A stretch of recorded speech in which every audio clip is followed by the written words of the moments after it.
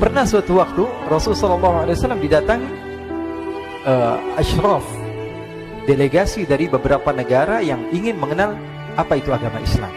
Sehingga mereka datang ke rumah Rasulullah SAW membawa unta, kendaraan yang ketika itu kendaraan yang paling mahal mereka miliki. Itu untanya yang paling mewah. Diikat di depan rumah Rasulullah SAW. Tamunya pun masuk, duduk bersama Rasulullah SAW. Di depan rumah Rasulullah SAW ada beberapa sahabat. Ada Sayyiduna Hamzah. Kalian tahu Sayyidina Hamzah adalah orang yang pemberani.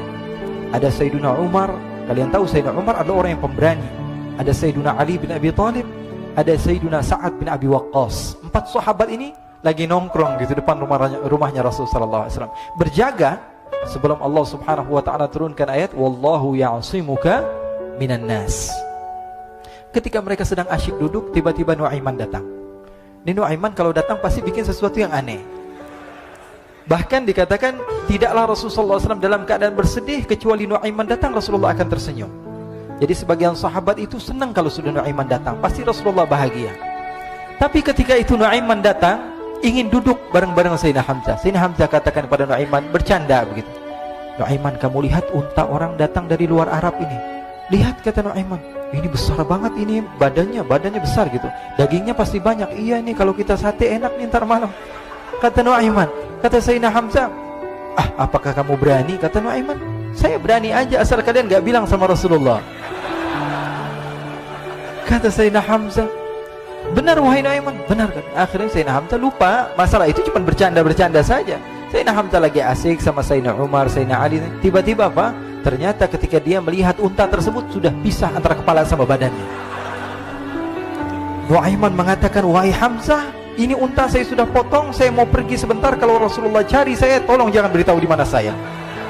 Nanti kalau keadaan sudah aman, mari kita nyate bareng-bareng. Ini ada yang seperti itu di zaman Rasulullah SAW.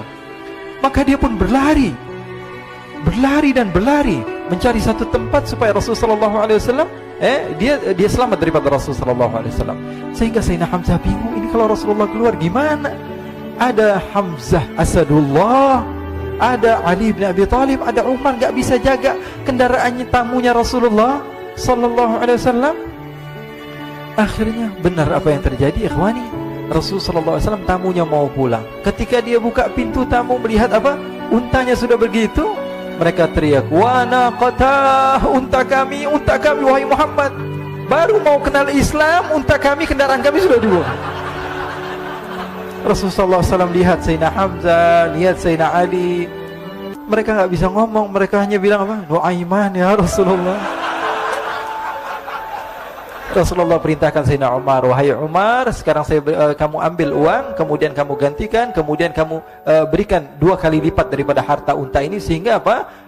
Agama Islam tidak didengar dengan sesuatu yang tidak baik di luar sana. Akhirnya diberikan harta, diberikan unta yang baru dan diberikan harta yang lebih untuk orang tersebut, sehingga orang tersebut tidak menjelek-jelekan agama Islam. Kata Rasulullah SAW, dan sekarang waktunya kita balas dendam sama Nuaiman.